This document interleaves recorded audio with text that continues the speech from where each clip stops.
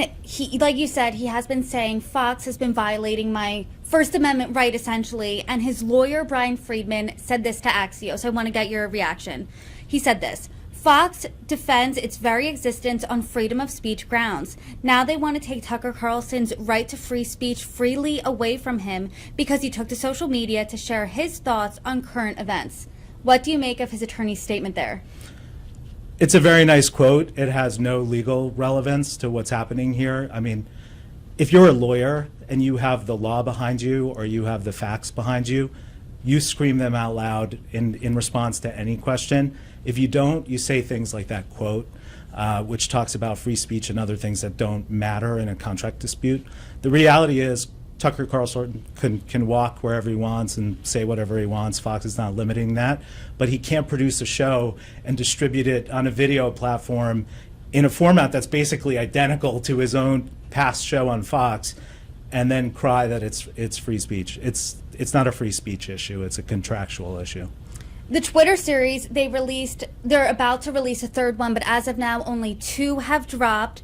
And it is essentially very similar to Tucker's Fox show. It's a monologue where he's delivering his thoughts. So is this type of move, both by Fox News sending the cease and desist and Tucker really, like you said, playing chicken, is this unprecedented? Have you ever seen this with this big of a talent and this big of a network? It's pretty unprecedented in that, as you say, the personalities are so big. I mean, and not every broadcaster has the leverage that he has. I mean, there are thousands of broadcasters throughout the country, on-air personalities, who have similar contract provisions and abide by them. And he's maybe the biggest one in the country, and he doesn't want to abide by it. And he's trying to force a negotiated solution with a company that seems like isn't so interested in one at this point. But there is a lot of precedent in New York for this. I mean, there are cases, as I said earlier, that go back, decades, because New York as a major hub of entertainment and broadcasting, the courts have a lot of experience with these contractual issues. So there are a lot of precedents, and that's probably why they're so desperate in their attempts to get out of this, because there's no legal solution for Tucker. Earlier in the conversation, you did say that Fox News is still paying Tucker Carlson. He's not on the air. Fox right now is suffering a bit of a ratings purge, if you will, during that 8 p.m. hour that was vacated by Tucker. Tucker left or was ousted April 21st. In all of May, it was reported that Fox lost about a third of its primetime audience. So do you think Fox here is losing money? Would it be cheaper to keep Tucker Carlson for Fox News? Wow.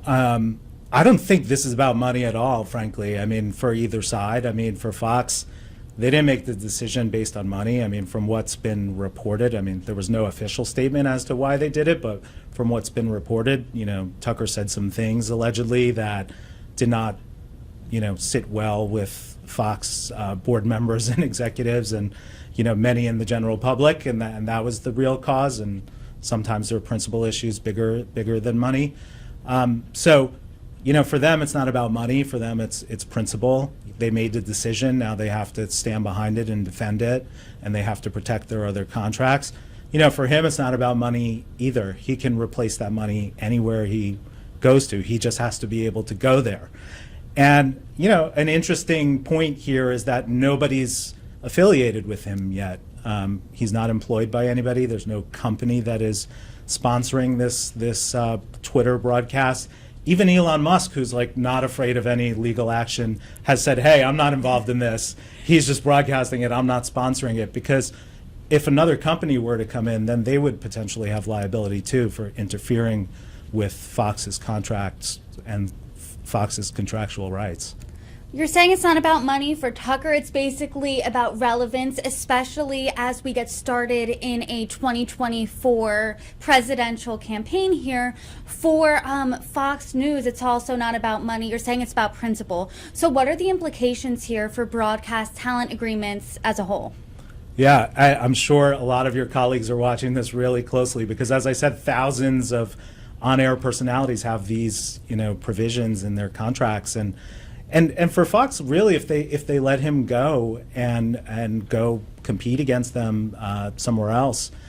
You know, they're saying that our contract is of no value, and what's to stop their next, you know, great talent from walking out the door?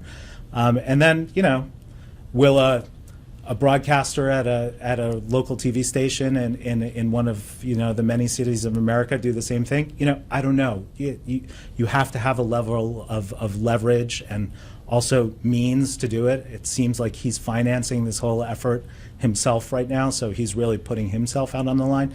Not everybody could do that. Not everybody makes the money that Tucker Carlson makes, obviously.